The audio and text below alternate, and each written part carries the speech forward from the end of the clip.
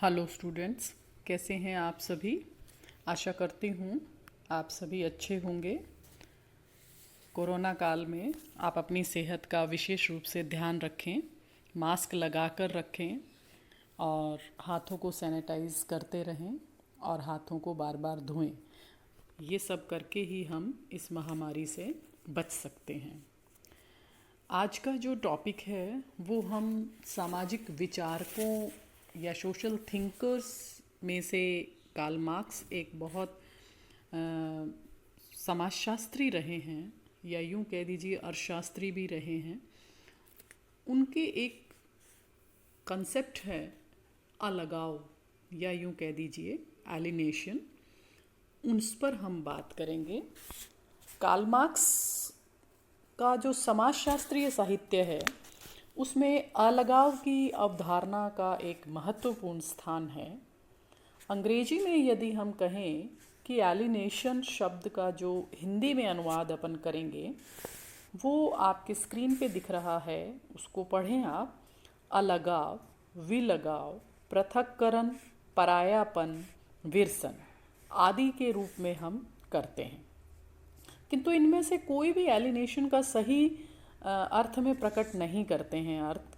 तो फिर या हम अन्य शब्दों में यदि हम ये कह दें कि अलगाव शब्द जो है एक शुरू में यदि हम पहले देखें कि अलगाव शब्द का प्रयोग जो होता था वो केवल पागलपन के लिए किया जाता था, किंतु वर्तमान में जो है इस शब्द का प्रयोग चिंताग्रस्त मनोदशाओं, प्रवृत्तियों के लिए किया जाता है, जिसके फलस्वरूप व्यक्ति को अपने समाज से, पर्यावरण से, स्वयं से और अपने आप से उदासीन महसूस करने लग जाता है। वह अपने आप को असुरक्षित, बेसहारा और अकेला अनुभव करने लग जाता है और धीरे धीरे वो क्या सोचता है कि मैं इन सभी सामाजिक बंधनों से मुक्त हो जाऊंगा।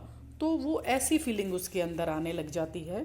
तो वो अलगाव का जो है हम यूँ मान सकते हैं कि इसको अलगाव का की अवस्था में वो जा रहा होता है। अब हम बात करते हैं कि अलगाव का अर्थ क्या होता है। ठीक है, अलगाव जो है अलग अलग थिंकर्स ने इसको अलग अलग रूप में परिभाषित किया है। सबसे पहले बात करेंगे हम दुर्खीम की। तो दुर्खीम कहते हैं कि जब सामाजिक एकता में शिथिलता आ जाती है और सामूहिक जीवन नियंत्रण में नहीं रहता, व्यक्ति की शक्तियों का ह्रास होने लग जाता है, तो वो जो स्थिति है वो अलगाव की स्थिति हो जाती है।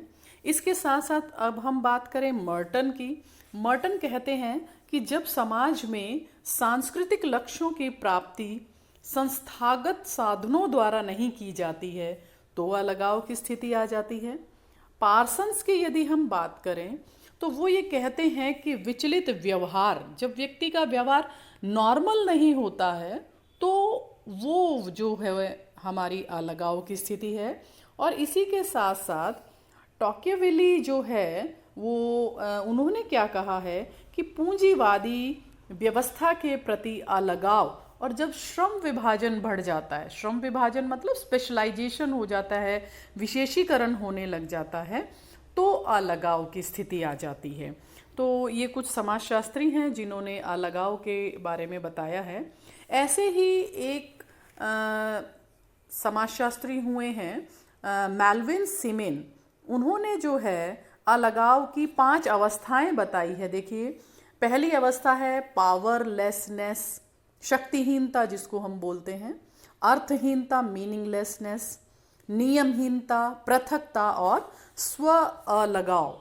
ठीक है, इसका मतलब ये है कि शक्तिहीनता से मतलब है व्यक्ति जब अपने आप को समाज में ये मानने लग जाता है कि मैं बिल्कुल शक्तिहीन हूँ, मेरे में कोई पावर नहीं है, या वो सोचे कि मेरे होने ना होने का कोई अर्थ ही नहीं है। या तीसरा हम कहें कि वो वैल्यूज़ या जो समाज के नियम होते हैं उसके अकॉर्डिंग काम नहीं करता। पृथकता, आइसोलेशन जिसको हम बोलते हैं, इसमें व्यक्ति क्या है समाज से अपने आप को अलग कर लेता है, तो वो स्थिति जो है इसकी आ जाती है। नेक्स्ट हम बात करेंगे स्व अलगाव। ठीक है, जिसको हम यूँ कह दीजिए कि व्यक्ति स्वयं से ही कटा महसूस करने लग जाता है, तो वो स्वयं अलगाव की स्थिति आ जाती है। तो ये सब अलगाव की स्थिति जो है मेल्विन सिमोन ने बताई है। अब हम बात करेंगे कि एरिक फॉर्म ने जो है वो क्या अलगाव की परिभाषा बताई है। एरिक फॉर्म कहते हैं कि अलगाव जो है वह एक अनुभव का रूप होता है जिसमें व्यक्ति जो है अपने आप को परदेशी समझने लग जाता है, अपने आप से अजनबी बन जाता है, या यूं कह दीजिए कि वह अपने आप को केंद्र तथा अन्य कार्यों के लिए जो है स्वयं न करने वाला मानकर अपने कार्यों तथा इनके परिणामों को अपना स्वामी, मतलब वो परिस्थितियों के वश में खुद हो जाता है। परिस्थितियों को अपने वश में करने की बजाय परिस्थितियों के वश में हो जाता है। ऐसे ही कार्ल मार्क्स ने परिभाषा दी है। कार्ल मार्क्स कहते हैं कि अलगाव व्यक्ति की वह दशा होती है जिसमें वो अपने कार्यों को पराया मानने लग जाता है, इन द सेंस कि वो जो कार्य वो कर रहा है वो अपने मन से ना कर किसी के दबाव में, प्रेशर में आकर जब कार्य करता है, जो कि उसके द्वारा शामिल न होकर उससे ऊंची और उसी के विरुद्ध होती है। ठीक है, नेक्स्ट अब हम बात करेंगे कि अलगाव के कारण क्या होते हैं। देखिए बच्चे, अलगाव के बहुत सारे कारण हैं जो आपको इसके अंदर दिखाए जा रहे हैं। तो पहले हम कारणों की बात करेंगे, फिर हम परिणामों की बात करते हैं।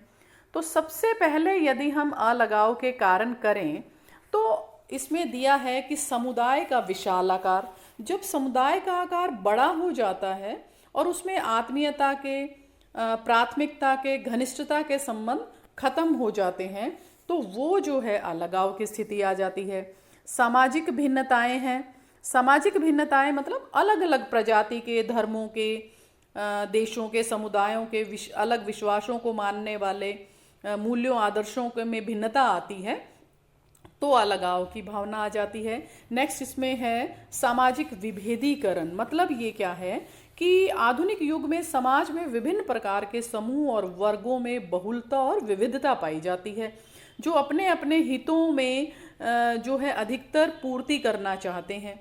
इससे क्या होता है कि व्यक्तियों में, समूहों के बीच में एक खाई पैदा हो जाती है, जिससे समाज की एकात्मकता और घनिष्ठता टूटती है, जिससे कि क्या, अलगाव की प्रक्रिया को बल मिलता है। इसके साथ साथ जब हम तीव्र गति से जो है सामाजिक परिवर्तन होने लग जाता है, या बहुत ज़्यादा मोबिलिटी बढ़ जाती है, या यूँ कह दीजिए कि गतिशीलता बढ़ जाती है। आज के युग में देखिए बहुत ज़्यादा गतिशीलता बढ़ गई है। व्यक्ति अपने पद, स्थान, पेशे फटाफट बदल रहा है, जल्दी जल्दी से। एक जगह नहीं उसको काम मिलता, दूसरी जगह जाता है, दूसरी जगह पैसा नहीं मिलता, तीसरी जगह जाता है। तो ये सब क्या है कि हाई सोशल मोबिलिटी बोलते हैं इसको। नेक्स्ट इसमें दिया है दैतिक संबंधियों या दैतिक समितियों का नियंत्रण बहुत ज़्यादा प्रधान हो जाते हैं।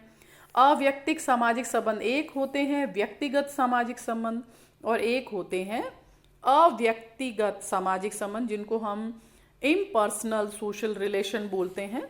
तो इसमें क्या है, संबंधों में औपचारिकता और दिखावटीपन बढ़ता जाता है और घनिष्ठता और आत्मीयता की कमी होती जाती है। तो ये कुछ कारण हैं जो कि हम ये मान सकते हैं कि अलगाव को बढ़ाता है। नौकरशाही व्यवस्था। नौकरशाही में क्या है, व्यक्ति जो है एक कुछ कार्यों और नियमों के अंदर बंध जाता है, तो वो अपना विवेक नहीं लगा पाता, अपना स्वयं का कार्य अपनी मर्जी से नहीं कर पाता है। जो सिस्टम में है वो केवल उसी से करता है, तो उसको कार्य के प्रति उदासीनता हो जाती है, मूल्यों के प्रति आत्मसमर्पण की कमी हो जाती है, भूमिका के प्रति उत्तरदायित्व का अभाव हो जाता है। व्यक्ति करना कुछ और चाहता है और समाज उससे और कुछ करवाना चाहता है। तो ये अलगाव के कुछ कारण हैं। नेक्स्ट हम बात करेंगे कि अलगाव के परिणाम क्या हैं। तो अब हम बात करेंगे अलगाव के परिणामों की। तो इसमें क्या है कि जब हम अज्ञात, मतलब जब अलगाव हो जाता है तो व्यक्ति क्या करता है, तो वह वर्तमान अज्ञात सत्ता के प्रति अनुरूपता, मतलब वर्तमान समाजों में पाई जाने वाली अज्ञात, अदृश्य, और अलगावपूर्ण सत्ता है। प्रत्येक व्यक्ति नियमों का पालन करते हुए भी अपने आप को अलग सा महसूस करता है। नेक्स्ट हम बात करते हैं अपराजय, ठीक है, जिसको हम कहेंगे नॉन फ्रस्ट्रेशन को। ये क्या है कि वर्तमान में अलगाव के कारण प्रत्येक व्यक्ति ये चाहता है कि उसकी इच्छाएं शीघ्र पूरी हो, किंतु इस भावना के कारण वर्तमान में व्यक्ति में क्या है, बहुत ज़्यादा कुछ नया करने की एक इच्छा बनी रहती है, जिससे उसमें अलगाव की भावना आ जाती है। नेक्स्ट हम बात करते हैं कि स्वतंत्र मिलन और स्वतंत्र वार्तालाप, ये क्या है, जिसको हम कहेंगे free association and free talk. मतलब अलगाव में परंपरागत नियंत्रण समाप्त हो जाता है और व्यक्ति दूसरों से मुक्त होकर मिलता है और वार्तालाप करता है, अपने मनोभावों को दूसरों को कहकर अपने आप को हल्का महसूस करता है, ठीक है। नेक्स्ट इसमें है विवेक, सद्विचार और धर्म का जो है वो दायरा बढ़ता जाता है। प्रजातंत्र का जो परिणाम है, या यूं कह दीजिए प्रजातंत्र का प्रभाव जो है, कि प्रजातंत्र में व्यक्ति के व्यवहार को एरिक फ्रॉम एक अलगावपूर्ण व्यवहार मानते हैं। प्रजातंत्र में जन संचार के माध्यमों का व्यक्ति पर इतना प्रभाव पड़ता है कि वह अपने विचारों को स्वतंत्रता पूर्वक व्यक्त नहीं कर सकता है, तो इसमें अलगाव की भावना आ जाती है। और लास्ट इसमें दिया है सामाजिक विघटन, ठीक है। सामाजिक विघटन को हम कहेंगे सोशल डिसऑर्गेनाइजेशन। इसके अंदर क्या होता है कि समाज में संगठन तब तक ही बना रहेगा जब तक उसकी इकाइयों में परस्पर तालमेल हो और वह एक सामान्य उद्देश्य के लिए प्रयत्न करे, किंतु अलगाव की स्थिति में सामाजिक इकाइयों, व्यक्तिगत और समाज से पृथकता अनुभव रहती है। अपने आप को व्यक्ति शक्तिहीन मानता है, इसी कारण जो है अलगाव की स्थिति आ जाती है। तो ये कुछ अलगाव के हम कारण देख रहे हैं और इनके अंदर जो है आपको ये इन कारणों को या परिणामों को हम अलगाव के साथ जोड़ते हैं। आज का जो टॉपिक है हमारा अलगाव का या एलिनेशन का, वो यहीं तक है। कल मैं अपने अगले वीडियो में आपको मार्क्स के अनुसार जो है अलगाव क्या होता है, अभी तक हम कर रहे हैं अलगाव क्या होता है, ठीक है। अब अपने नेक्स्ट वीडियो में मैं आपको बताऊंगी कि अलगाव, मार्क्स के अनुसार अलगाव क्या है। तो जब तक अपने आप को स्वस्थ रखिए, खुश रहें और टॉपिक्स को जो मैं पढ़ाती हूँ इनको बहुत अच्छे से आप अपनी बुक में पढ़ें। कोई चीज़ में प्रॉब्लम आ रही है मेरे कमेंट बॉक्स में डालिए, इसको आप ज़्यादा से ज़्यादा लाइक करें, शेयर करें। इसी उम्मीद के साथ गुड डे।